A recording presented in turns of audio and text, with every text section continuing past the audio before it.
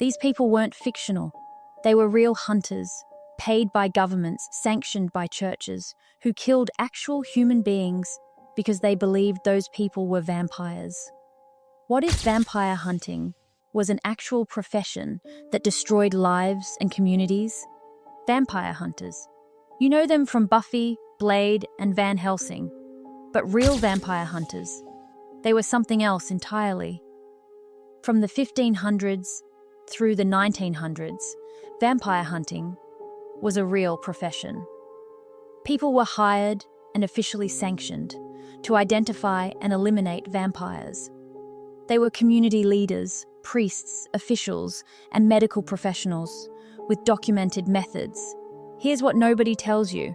They weren't heroes. They used superstition as a weapon against the vulnerable, and society paid them to do it. Hunter 1. Gerard Van Swieten. Gerard Van Swieten was personal physician to Empress Maria Theresa of Austria in the 1700s. He was sent to investigate vampire panics sweeping through Serbia and Hungary. But here's the twist. He was actually a skeptic who didn't believe in vampires at all. Van Swieten wrote Discourse on the Existence of Ghosts in 1755, methodically debunking vampire claims and arguing that the phenomena people were seeing were nothing more than natural decomposition processes. He convinced Maria Theresa to ban vampire hunting across the entire Austrian Empire. Not all vampire hunters believed in vampires. Some, like Van Swieten, were sent to stop the panic, making them hunters of vampire hunters. Van Swieten saved lives by proving vampires weren't real. Hunter 2.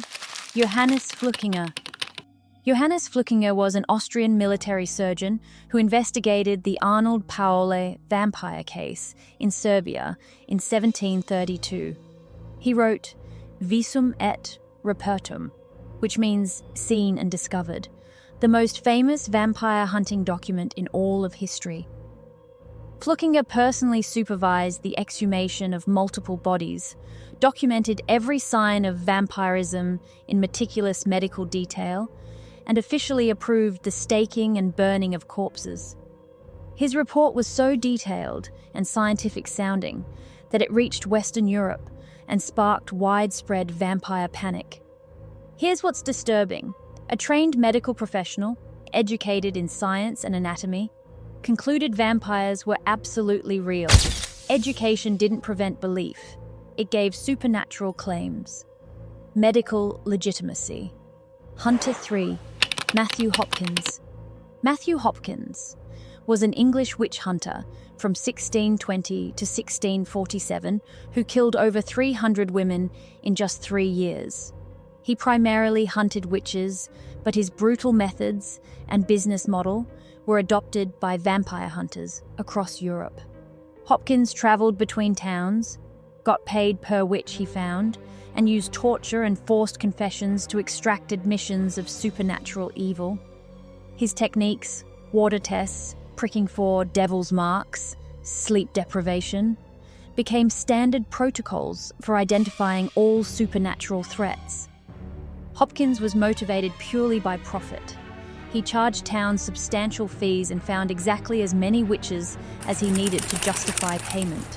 When finding monsters becomes profitable, monsters will always be found. Hunter 4. Father Francois Richard.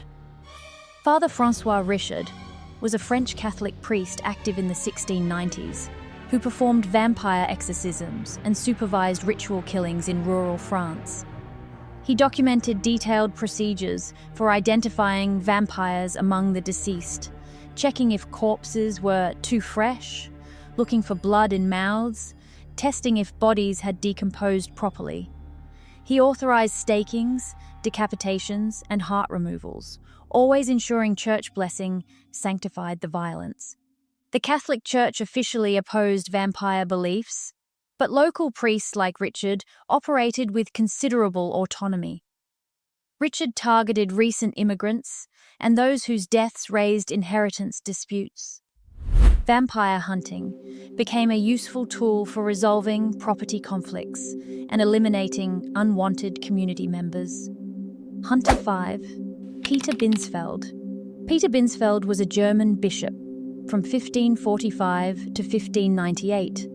He wrote Treatise on Confessions by Evildoers and Witches in 1589, including sections on revenants and vampire-like creatures. His classification system became widely adopted. Binsfeld created scientific-looking taxonomies with Latin names, making superstition appear scholarly. By organizing beliefs into logical categories, he made supernatural threats seem legitimate. His systematic approach meant more people could be accused of more supernatural crimes. The expansion of threat categories expanded the net of persecution. Hunter 6. Antoine Augustin Calmet. Dom Calmet was a French monk from 1672 to 1757. He wrote The Phantom World in 1746, investigating ghost and vampire reports methodically. He took every report seriously, interviewed witnesses, and documented hundreds of cases. His conclusion? Vampires might be real. Calmet was brilliant and methodical, yet reached the wrong conclusion. Intelligence doesn't prevent error, it makes error more persuasive. His endorsement gave intellectual cover to persecution. Hunter 7. Sean Manchester. Sean Manchester is a British occultist born in 1944, and he's still alive today, still claiming to hunt vampires. He claimed to have hunted and staked a vampire in London's Highgate Cemetery in 1970, sparking an international media sensation. He wrote books detailing his exploits, gave extensive media interviews, and described elaborate vampire hunting operations. The Highgate vampire case inspired copycat hunters and led to grave desecrations across London. Modern vampire hunting didn't end with the Enlightenment. In 1970s, London, one of the world's most sophisticated cities, people were seriously hunting vampires, performing exorcisms and staking corpses. Real graves were vandalized and bodies disturbed. Hunter 8. Georg Taller. Georg Taller was a Serbian village executioner in the 1730s who performed the physical labor that official vampire hunters documented and authorized. Taller was the man who actually did the brutal work of vampire elimination, the stakings, beheadings, burnings, and dismemberments. He kept informal records of his grim work, describing the decomposing bodies, the horrified community reactions, and the elaborate rituals. Historical records show he personally staked dozens of corpses over his career. Someone had to do the physical labor of vampire hunting. While educated officials documented findings from a safe distance, executioners like Taller dug up rotting corpses with their own hands. Hunter 9. Darrell Simmons. Darrell Simmons was an American farmer in the 1790s, New England, whose personal tragedy transformed him into a vampire hunter. After his wife and children died of tuberculosis, called consumption, because victims seemed to waste away, Simmons became convinced vampires were feeding on his family. In desperation, he exhumed his wife's body, removed her heart, and burned it. When his remaining children continued to sicken, he led campaigns to exhume other recent dead in his community, convincing neighbors that consumption was caused by vampiric feeding from the grave. Grief can transform into violence. Simmons wasn't evil. He was a devastated father, trying desperately to save his children. Hunter 10. Arnold Paule's neighbors. In the Serbian village of Medveja, in 1727, when Arnold Paul died and was accused of returning as a vampire, his neighbors, not professionals or authorities, just ordinary farmers and tradespeople, organized the exhumations themselves. These weren't educated officials or church authorities. They were Paula's actual neighbors who had lived beside him. They collectively decided he'd become a vampire, dug up his body and several others, examined the corpses as a group, and collectively decided which ones needed staking. Vampire hunting was often democratic. Communities voted on who was a vampire and participated in group violence. Everyone shared responsibility. Hunter 11. George Brown. George Brown was a Rhode Island farmer who in 1892 made the most heartbreaking decision of his life, allowing his own daughter's body to be exhumed and desecrated. George's family was being destroyed by tuberculosis. His wife died. 2 daughters died. His son Edwin was dying. Neighbors convinced George that the dead were feeding on the living. He allowed his daughter, Mercy's body, to be exhumed 2 months after burial. He watched as her heart was removed and burned. He participated in feeding the ashes to Edwin. Edwin died anyway 2 months later. George had to live knowing he desecrated his daughter's body for nothing. Hunter 12. Stanislaw Leszczyński. Stanislaw Leszczyński was a Polish nobleman and briefly King of Poland, living from 1677 to 1766. He used vampire accusations as political weapons. During territorial disputes and inheritance conflicts, Leszczyński strategically used vampire accusations to discredit opponents and justify seizing their lands and titles. When political enemies died, sometimes conveniently, he would suggest they might return as vampires, encouraging preventative exhumations that also served to intimidate the deceased's heirs and allies. Vampire accusations were political weapons for nobles. They could eliminate rivals and consolidate power while appearing to protect the community. Many nobles likely didn't believe in vampires at all. They were opportunists. Hunter 13. The Ottoman Dampir Hunters. In the Balkans, during the 1600s through the 1800s, men claiming to be Dampirs, supposedly half-vampire, half-human hybrids, traveled through Ottoman-controlled territories offering professional vampire hunting services. They claimed inherited supernatural ability to see invisible vampires that ordinary humans couldn't detect. They would arrive in a town, perform elaborate detection rituals, and always find vampires, usually among families who couldn't or wouldn't pay their fees. They charged substantial amounts for detection and additional fees for elimination. Vampire hunting became a traveling con. These men built entire careers spanning decades on claiming supernatural abilities, moving systematically from town to town. Hunter 14. Constantine of Kostanets. Constantine was a Bulgarian Orthodox priest active in the 1430s who wrote influential theological treatises on supernatural evil.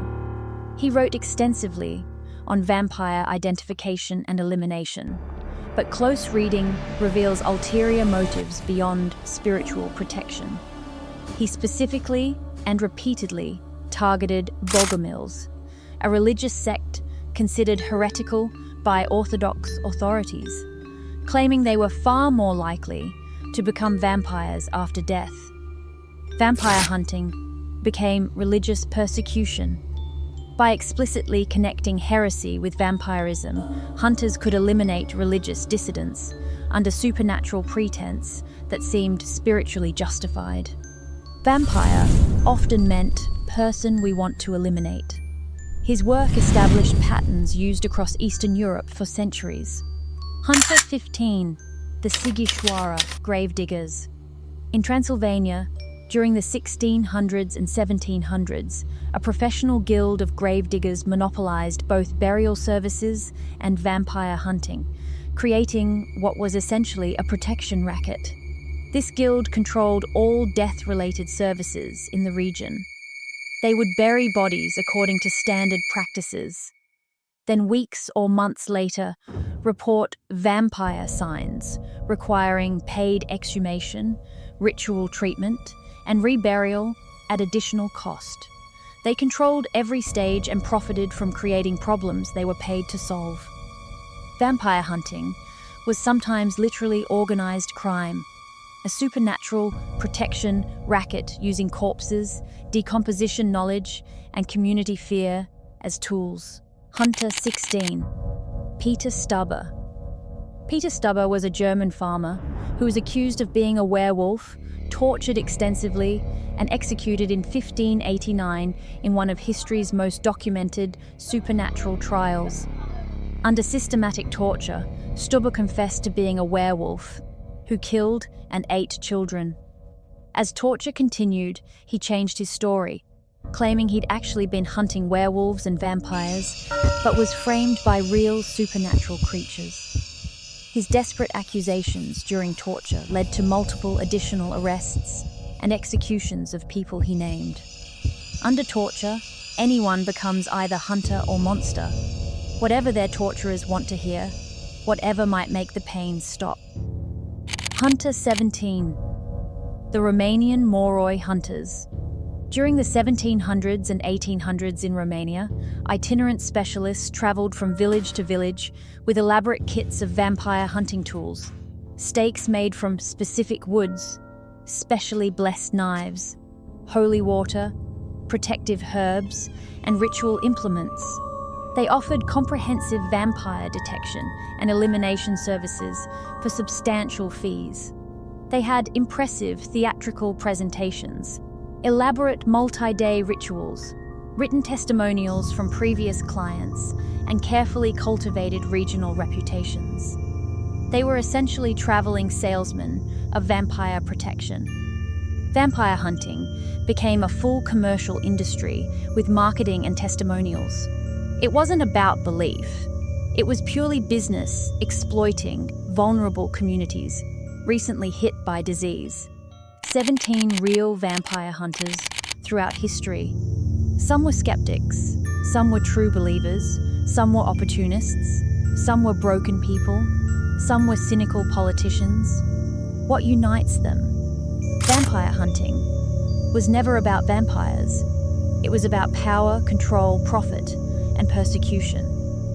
The vampires were never the real monsters. The humans hunting them were.